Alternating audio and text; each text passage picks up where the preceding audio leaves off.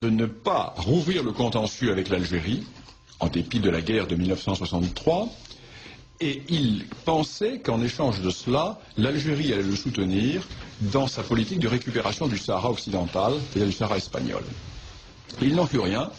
L'Algérie fit comme si elle était d'accord avec les revendications,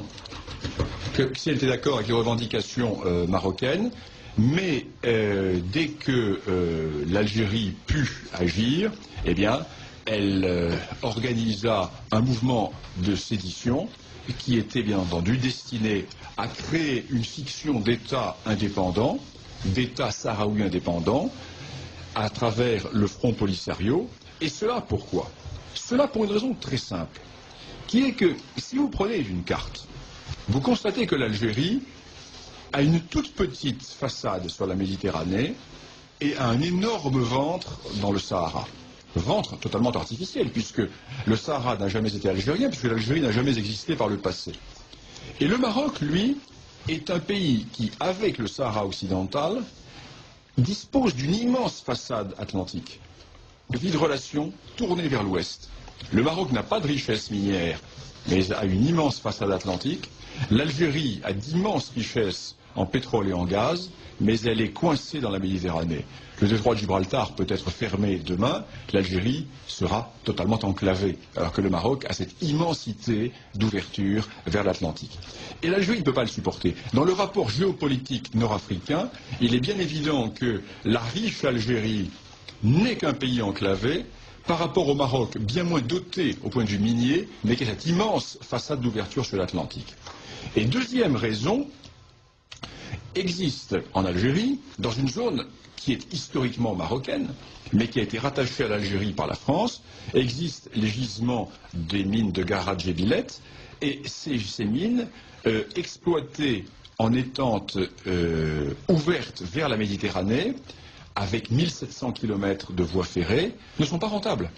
Alors que l'Algérie, avec une ouverture sur l'Atlantique, n'aurait que 300 km à faire pour toucher les ports d'Ifni ou l'Ayoun. Et le gouvernement marocain a proposé à l'Algérie un accord. En disant à l'Algérie, voilà, nous vous proposons un port franc, une voie ferrée, un point de sortie pour les mines de Garad Jebilet. Et l'Algérie a refusé. Parce qu'il y a un autre argument, et c'est un argument dont il est difficile de parler quand on ne connaît pas l'âme profonde de ces deux peuples. Lorsqu'on ne connaît pas l'âme profonde du peuple algérien, lorsqu'on ne connaît pas l'âme profonde du peuple marocain, les Algériens font un complexe d'infériorité par rapport aux Marocains. Ils font un complexe d'infériorité car ils ne sont en fait que des parvenus de l'histoire.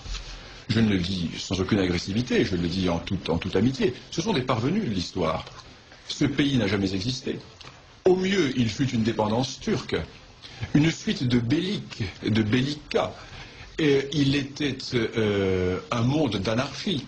Il n'y a pas d'histoire de l'Algérie. D'ailleurs, Ferhat Abbas l'avait dit. J'ai visité les cimetières et je n'ai pas trouvé d'histoire de l'Algérie. Eh bien, de l'autre côté de la Moulouya, existe un royaume qui a 12 siècles d'histoire.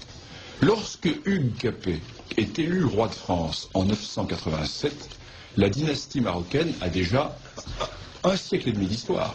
Donc nous sommes en présence d'un très vieil État. Et les Marocains ont toujours joué maladroitement.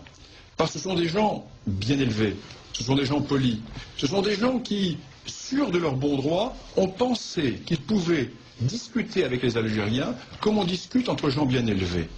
Or, ils ont eu en face d'eux des gens qui n'appliquaient pas les règles de la diplomatie traditionnelle et qui étaient restés peut-être dans cette politique des ouvertures barbaresques ou du rapt ou de la piraterie, mais non pas dans les usages qui étaient les usages classiques de la vieille diplomatie.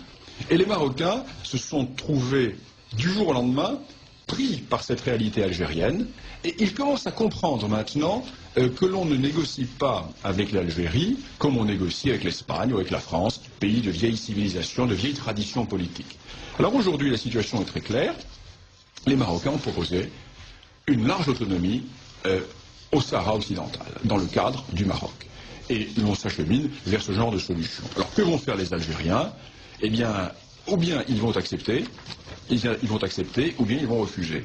Et l'ONU, qui est en charge du dossier, commence à en avoir assez. Et je l'ai bien senti lors de cette réunion à New York, où il y avait tous les responsables de l'ONU. Et pour la communauté internationale, il est temps qu'un accord soit enfin trouvé, d'autant plus que le Polisario n'existe plus. Les 2/3 des troupes du Polisario ont fait défection et sont partis au Maroc, ont rallié le Maroc. Donc il n'y a plus en fait que l'Algérie qui est en première ligne face au Maroc.